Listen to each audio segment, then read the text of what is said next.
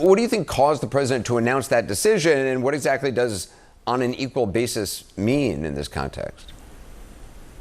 Well, Anderson, your guess is as good as mine, so I'll just give you my guess, which is that Vladimir Putin in the last few weeks has tested a nuclear-powered cruise missile and a nuclear-powered undersea drone. Nuclear-powered is different from nuclear warheaded, okay? And the president seemed to be reacting to that. He later clarified it wasn't directed at China.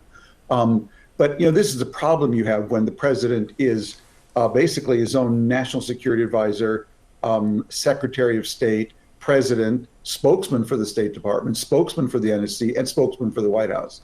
And so you toss out something like that without any clarification, and you create a lot of doubt and a lot of anxiety. I mean, what would be the consequences if the U.S. began testing explosive nuclear weapons again? I mean, would other major nuclear powers then resume testing as well? Yeah, but the only one who's been testing nuclear weapons since 1996 is North Korea. Let's start there. Also, we've conducted far more nuclear tests than any other country, so we'd actually be facilitating other countries to catch up with us. I think what the president is reflecting in the sort of the signal to Putin is actually a sign of something good that President Trump has done. I think by doing the oil sanctions on Putin, he's rattled Putin. And Putin is worried that the president, now having done economic sanctions, might transfer the much coveted by Ukraine Tomahawk cruise missiles. And so I think what Putin is basically doing is saber rattling because he's worried. But I don't think we should go from there to breaking this long taboo on nuclear testing, which we don't need to do. Is very expensive. By the way, even to just organize a nuclear test, it can take up to 2 years. So, and the president said he was ordering the Pentagon to do it, and it's actually the Energy Department that actually runs nuclear tests. So there's a lot of confusion. With regards to the trade talks between U.S. and China, do you think much of value was actually achieved? Because the president framed this whole thing as a major breakthrough. Yeah, he said it was a 12 out of 10. I would say it was a 12 out of 10,000. All it really did was get us back to where we were in May. And now American soybean farmers will be able to, again, sell their crops to China. That's a good thing.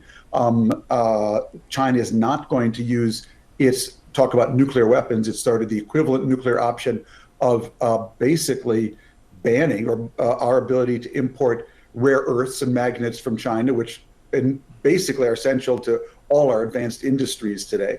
And we've agreed to reduce the tariffs on China. That was the essence of it. It's where we were in May. This whole thing has been it's just been a festival of injecting uncertainty, Anderson, into our economy. You really have to ask two questions. When President Trump started this trade war, did he, one, know that China had this equivalent of a nuclear weapon, that it could come back with a ban on rare earth magnets and basically shut down our economy and pretty much every advanced supply chain in the world? Did he know that even?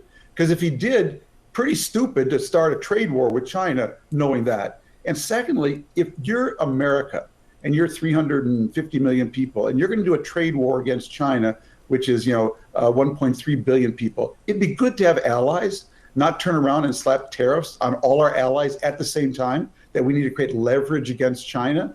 So, to me, I hope it's over. The whole thing is silly. I think tariffs are stupid. They're uneconomic, and I just hope the whole thing goes away.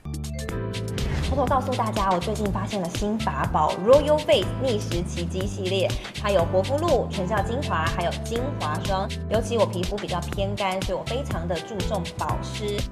保湿做得好，肌肤自然烹饪。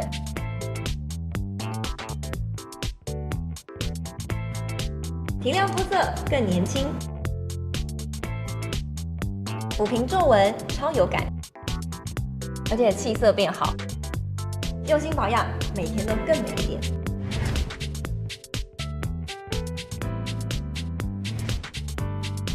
美吧。